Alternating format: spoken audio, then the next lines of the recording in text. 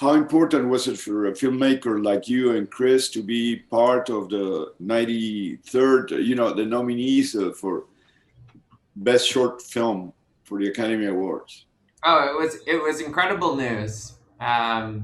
We really just made this film as a dedication to Chris's grandfather. And we labored over it, trying to figure it out, trying to make it as good as we possibly could, but we never had any expectation that this would happen.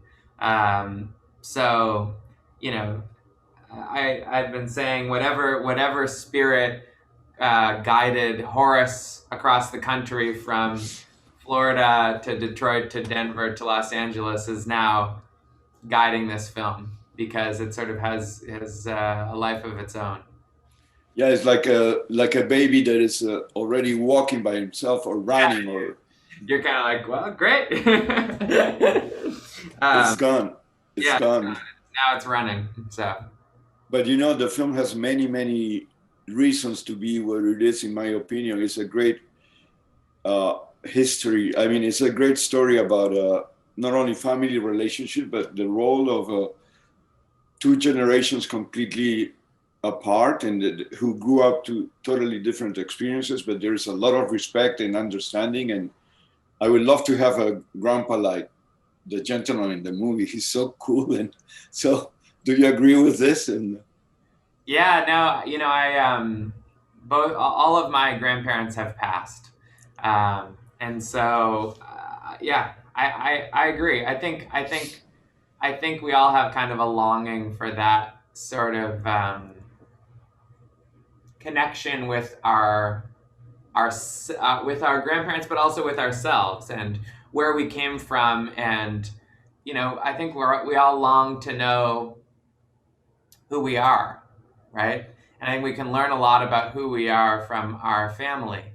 And I think that's something that's so attractive about that connection that we see between Chris and his grandfather. Is he's learning about himself in as much as he's learning about his grandfather.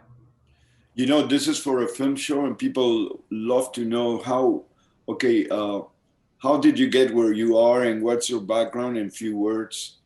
Sure. Not Yeah. like, yeah. Well, I was a sleight of hand magician as a teenager. That's how I started in the That entertainment. is so cool. That is so unusual. Yeah, so I was doing magic tricks and stuff as a teenager, and that's what first brought me to Los Angeles. I'm from Nova Scotia in Canada. Oh, you're from Canada. Yeah, and then I saw the promotional video for USC Film School, and I said, "Oh, that's where I want to go." And I had watched a lot of behind the scenes documentaries of big movies, and I had made some movies with my friends as a kid. And when I was 17, 18 years old, I just decided that that's what I wanted to do. I wanted to dedicate my life to telling stories through film. And I went to USC Film School, and then I started my own company, Breakwater Studios, in my senior year. And it's been about 10 years now.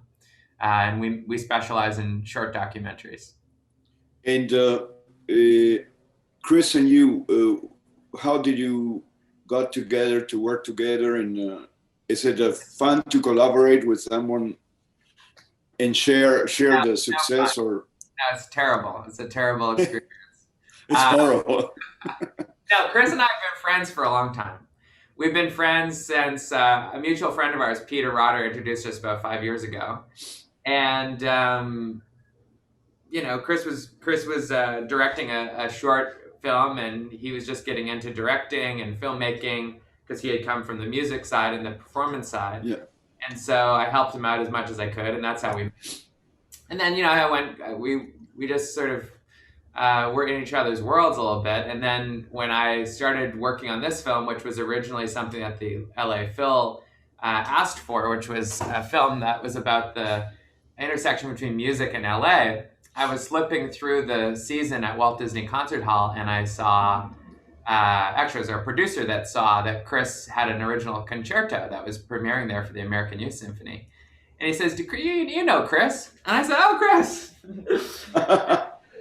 Chris is doing a concerto for classical music. And I thought, oh, that could be interesting as a film composer working in the concert space. And so I called him up and I said, hey, Chris, would you let me make a film about you're writing this concerto?" And he said, "Sure." And I went over there, and he happened to have been to a dedication ceremony for his grandfather that morning, and he was all dressed up.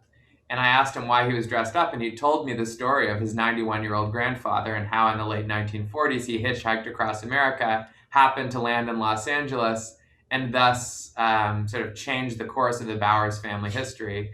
And he became a businessman out of nothing, no?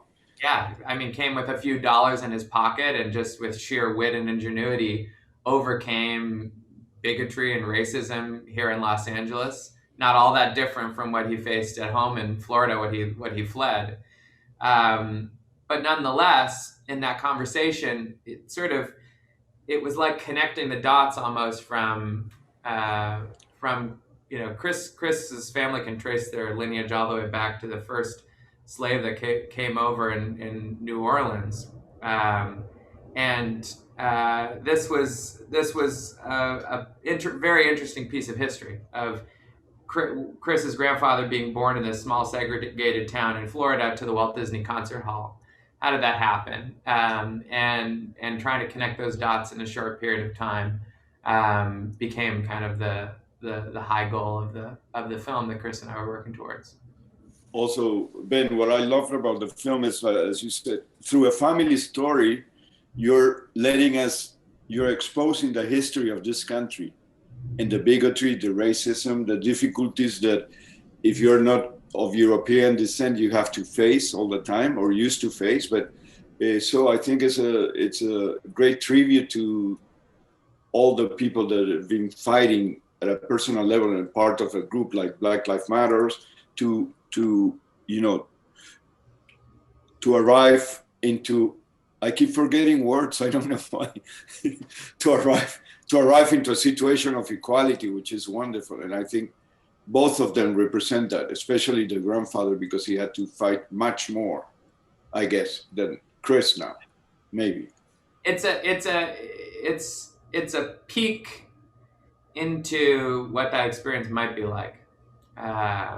It's not something I understand personally, but it's something that I think we all need to take the time to consider and not just open our minds to, but open our hearts to understanding. And I hope that's what this story does. So Ben, last question: Has the nomination an impact in your filmmaking? Not filmmaking, in the opening of doors for your company and for Chris's, or it's too early? I'm sure it will. And already, I mean, we've received a lot of positive feedback and great connections and things. I think both Chris and I are ambitious people, but we're also really focused on people. And so, we want to do big things, but a good relationship takes a long time to build. And, I think we're honored and we're surprised and we're excited, but we still want to make sure that we do things slowly and in the right way. So, we're not doing anything crazy or that different from what we were doing before. It doesn't change things that way. Yeah, you're keeping it cool and you know what you want. And keeping it cool and we know what we want. Yeah, luckily we've been at this for enough, not so much time that we're experts, but enough time that we don't want to be foolish,